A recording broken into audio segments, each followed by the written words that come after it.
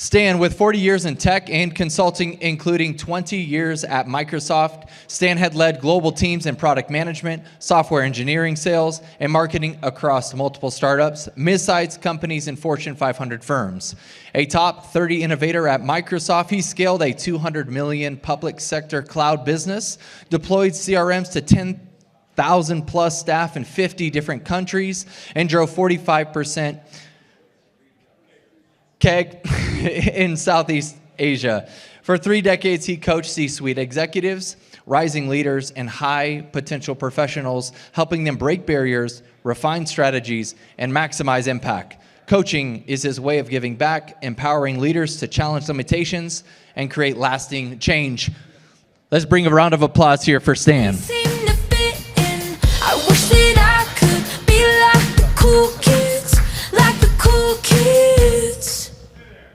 Everybody doing? Oh, come on. Stand up. Everybody stand up, please. Up. Get some blood out of your core. Get some blood into your head. Come on. Let's get up a little bit. Get moving. Shake it out. Because I don't know what's worse, going before lunch or going after lunch. They're probably the 2 worst spots you can have. So I was asked to come talk about something. You can sit down if you choose to. Those of you that didn't get up, there'll be a penalty later. And it was management versus leadership, which I think is a bit of a false dichotomy, because you need both. You really do. But the reality is that, especially in today's age, management's probably necessary but not sufficient. So this one was given away by one of my predecessors up on stage, who can tell me what's true about 70 to 75% of all acquisitions. Exactly. They fail. Now, most people will say, okay, bad financial management, the market shifted, maybe it's a process integration challenge, and all of those things do happen, there's no question. But a full 2/3 of those failures are at least in part due to people issues. And for the most part, people issues are failures of leadership. This is Mary Barra. I want to make sure I get her quote right here. See if I can get my phone up. She's the CEO of General Motors. Her point here is, in any acquisition, the people risks are the hardest to manage. If you don't get the people part right, the acquisition will not deliver the expected value. And that's true both as you prepare your company for sale, during the due diligence process, and post-acquisition as well. Here's a fellow I actually used to work for, Satya. He makes a very similar statement, that when you acquire a business, you're acquiring its people. If you don't take care of them, you lose the talent that made the business valuable in the first place. Employees are very clear about what they're looking for from leadership. It's kind of frightening that almost 9 out of 10 of them aren't engaged in their work.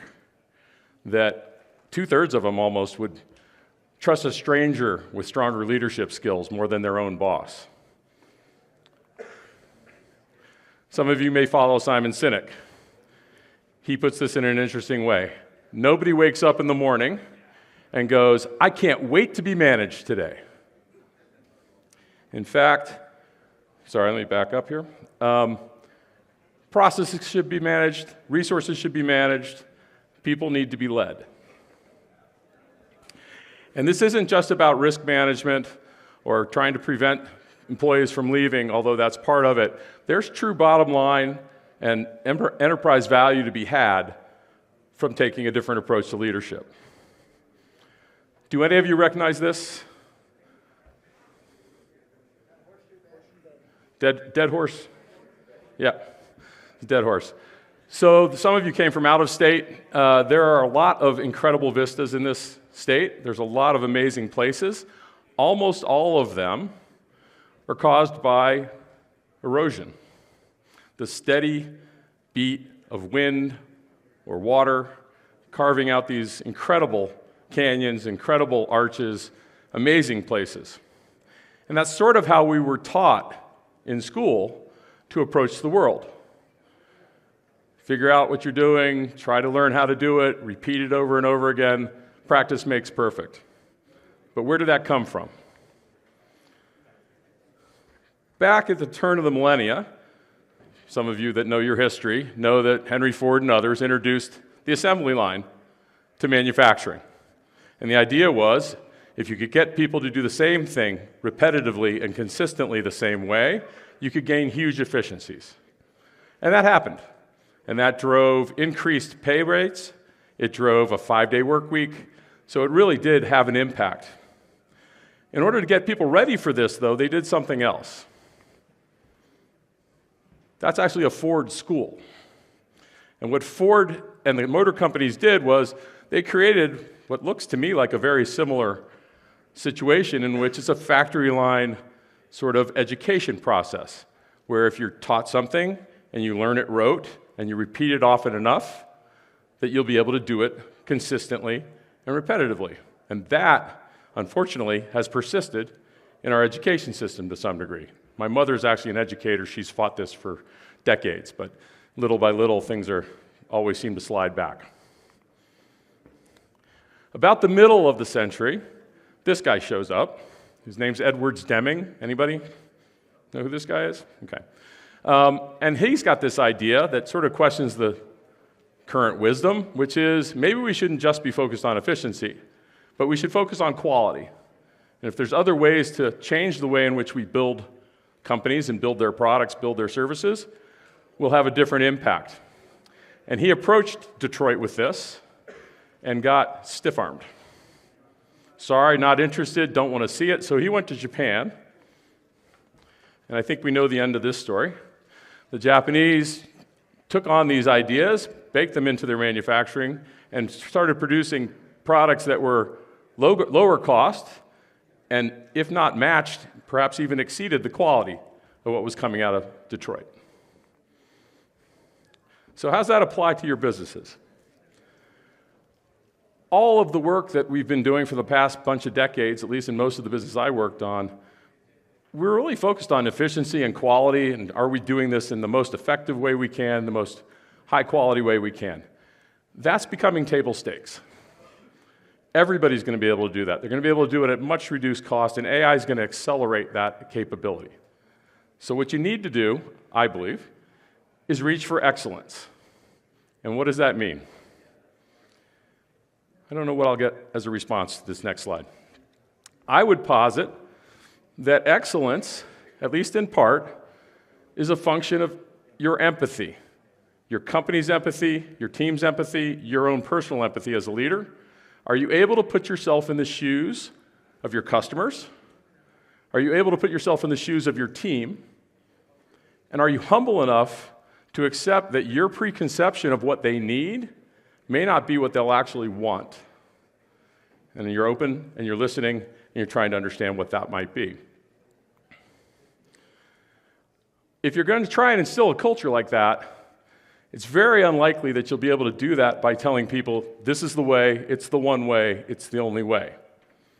In fact, you'll hear about something here in a second that may resonate from some of the manufacturing references I made. You want people to actually be able to try something, figure out what's going wrong, iterate on that, fix it, and do it again. And that sounds a lot like concepts from lean and agile software development, lean manufacturing, and it is. From a leadership perspective, the interesting question is, I've put these things in place into my processes, but have you built the culture necessary to support that? Are people actually supported in actually trying to fail, in a sense? Trying to fail quickly, trying to understand what happened, trying to fix that, and then improve that over time. Because that's what will happen in a company that's actually moving quickly as we move forward into the next decades. It's a pretty accurate map, actually. It's a really old one, to be as accurate as it is. But if I gave you a map of your market and your competition, but your competition wasn't allowed to have it, and it's a perfect map. It's exactly what the world looks like. It's exactly where everything is relative to each other. But you don't know where you are, and you don't know which way is north or south. You'd be lost. The map doesn't help you. Management can help you with some of that stuff. It can tell you where you are. It can tell you which direction is which. In fact, it can give you a look back. This is where we were, and give you a chance to sort of forecast where we might go. But leadership, I would say, is about figuring out what your North Star is and convincing people to join you on the journey there. And you may feel that your team and your employees are with you on the journey because you're paying them, they're showing up to work every day. The reality is they're all volunteering every single day because they have every opportunity to say, you know what, I don't want to do that tomorrow. I'm going to go somewhere else. I want to find something else that I want to actually pursue. Does this really work? Well, here's a guy.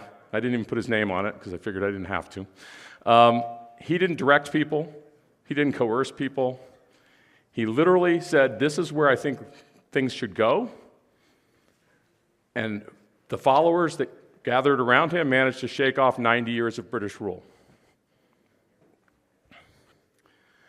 I would say one of the core differences between management and leadership is management tends to work through and via authority, through position, through title, while leadership is about taking responsibility. And interestingly, if I'm looking at a company, thinking about bringing it into the company I'm part of, doing my due diligence, what have you, I'm looking for leadership everywhere in that organization, not just at the top.